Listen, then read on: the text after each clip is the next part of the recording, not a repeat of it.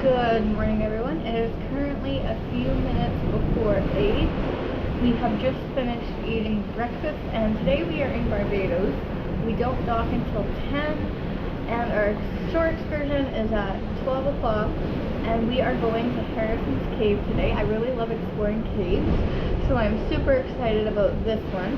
And in about an hour, what we're going to do is we are going to go to the bridge viewing room to see if they'll allow us to see what it looks like from that specific room when they are docking the ship. Hopefully they don't close it, but if they do, that's okay.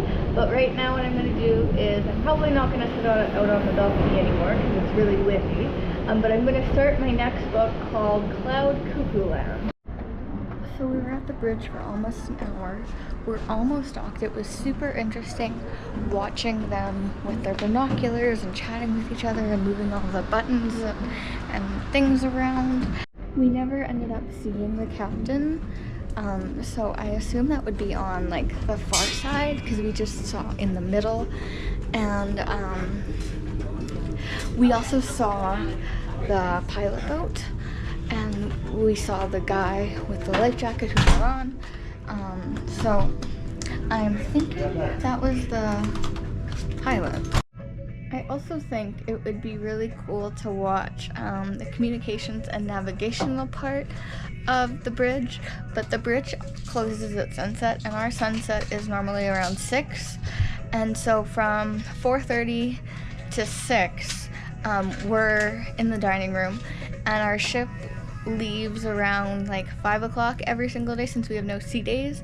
And so I don't think that will be an option this cruise because the bridge opens at 8 a.m. and most days we are docked before 8 a.m. So I'm hoping that when we go on another cruise, that there will be another bridge viewing room that will give us the opportunity on a sea day to watch and see how that works. So we just got off the ship and now we have to get in line to walk 8 minutes to the port area in Barbados. So we were told this is just the rules of the port, that you have to walk in this line, and there are also shuttle buses to take you into the port area. It's just random if one happens to drive by, but we got on one because the line is really slow, and so then you just have to adjust coming back to either walking the full line or hopefully getting a shuttle bus. This is another zip line. It doesn't look. That looks kind of like on like the one that you had. That's called. Well, the zip lines would be these things. That's these, like the rope, thing. Yeah. Yeah, they have those like on carnival ships and stuff. Yeah. They have like the rope. My grandson likes. I went on one that they have the ropes course all the way up the mountain, and then you have to zip line over a lake. Yeah. And if you weren't heavy enough, you got stuck. Right in the middle. Oh, yeah. And then they had to come out and get you. Our tour is a 40-minute tour. The distance is half mile or 1 kilometer. It gets humid, and at times you are likely to feel some droplets of water from the ceiling dripping on you. The water will not harm you. An open window. The little pool below, the water in the pool is not connected to the streams. It is always being filtered above from the overlaying coral limestone, and each droplet is being collected down there in the pool. What this window does, it allowed you to see partway into the natural cave. Now, I want you to see this. It opens more, it's littered, but the trams are unable to travel through areas like this. Let me bring up the lights for you. And when you look, are they up as yet? Not yet? Are they up? Yes. Look over on the left side. This is a close-up. At the upper way the water gets into the cave. I want you, ladies and gentlemen, to create memories of your experience. The water is not as cold as it appears to be. 76 Fahrenheit, 24 degrees Celsius. It feels like what is dripping on your skin, not as cold as it appears to be. Most guests say the formations, they look like high-rise buildings or skyscrapers. But we serve people in a close-knit community. This is truly a beautiful representation of closeness, people in a close-knit community. Four over the years as we enter this beautiful room. They did not bring any heavy machinery. Look at the size of it all. We are 80 feet or 25 meters underground. If you hold your hand, I want you to look with me to the ceiling. Above, you'll see what a natural dome looks like. All may get off the tram safely, walk around, get your photos. And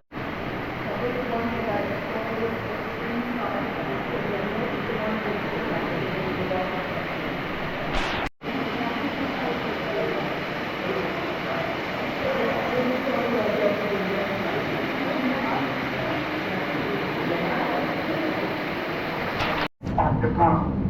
We have returned to the village. It's now over on the right side. We passed by and we're passing by once again. High-rise buildings, skyscrapers. The water is 76 Fahrenheit, 24 Celsius. Not as this is where they continue to crawl. My question to anyone, look, right here, I'm going to go low so you can see this passage right here. Look at the size of it all. Anyone on the tram, can you see yourself crawling through here? Can you? Oh. Ladies and gentlemen, from your angle, look at this. From where you are sitting up above, do you recall that's where we made our first stop? 50 feet on the upper level, that's where we made our first stop. We are, don't miss this one here, don't miss this one. Come on, ladies and gentlemen, take a photo of this one here. It looks like ice, but it's not ice. 25 years of buildup of calcium. That's pure calcium that you're taking pictures of. The water flows out the limestone, where it flows. That, once again, I'm going to brighten it up. And when you look at the ends, they look like sharp teeth, something sharp here. Just look in this section, especially at this one here. This is pure calcium. Some of the changes is up here on the left. What are you seeing? What about the dryness, the discoloration? At times, the water shift or change its direction, causing dryness or discoloration within the calcium. I'm going to continue to spot the light so you can see some of the changes here. Huh? And when you look again, you will see, take a look to the ground. The mirror lake to the left, it dates to the development of the cave in the 1970s. Gentlemen, this is the furthest point that we are allowed to go. I now invite the ladies and the gentlemen, you may get down safely and enjoy.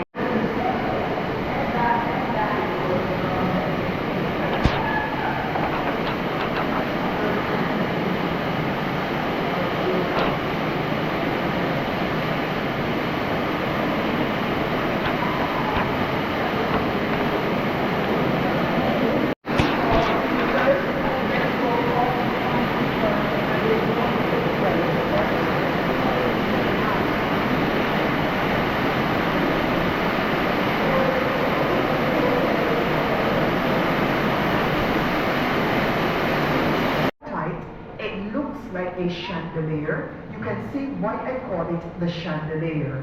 Beneath it is the corresponding stalagmite of this room. Look at the size and volume of this room. Even though our cavers engineers at times, they had to pump off truckloads, gallons and gallons of water from in the cave.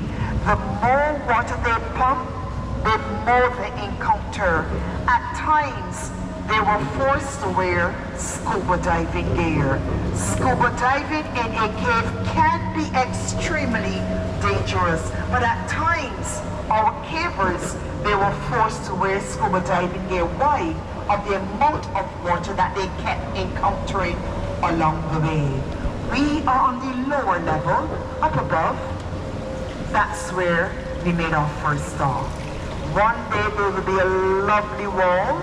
The tides will connect to the stalagmites to form a beautiful wall in the Great Hall. So we are back on the ship after our cave tour. Our cave tour was incredible. I loved it so much. So far, that's been my favorite part of the trip. I do have something to say about it though. Even though it was spectacular, I felt it was very disorganized. Not through the ship, but through like the people who work there, because they sent us into this little museum, and the museum could take about 5 minutes, and we stood there for maybe 15, just standing there literally. And then they're like, okay, go outside now. And so we go outside, and we're standing outside for maybe 20 minutes, just literally just standing there.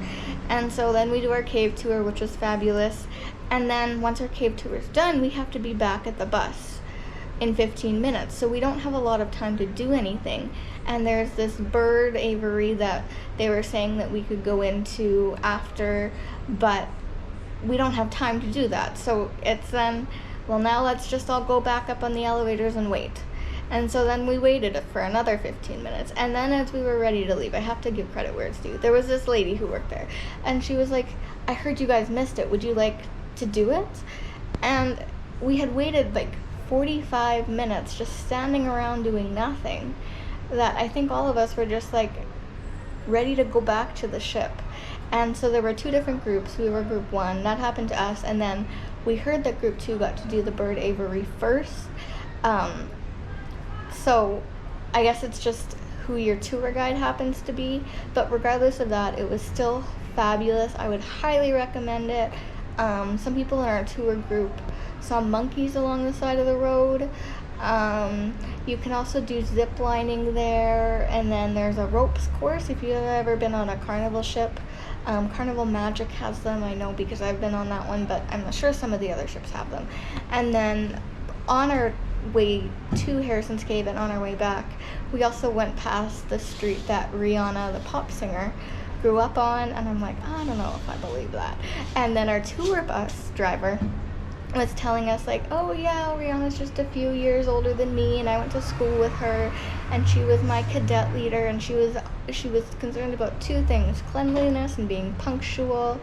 And they named the street after where she grew up on, Rihanna Drive. And the tour guide said like, we know of each other, but like we weren't friends or anything. So I just thought that was really neat that he said that. And Rihanna's parents still live, or family. Her dad passed away last year is what he said. Her parents still live in Barbados. I highly doubt they would live on the same street. And Rihanna comes here about 4 times a year, and she was just here in January for a few weeks.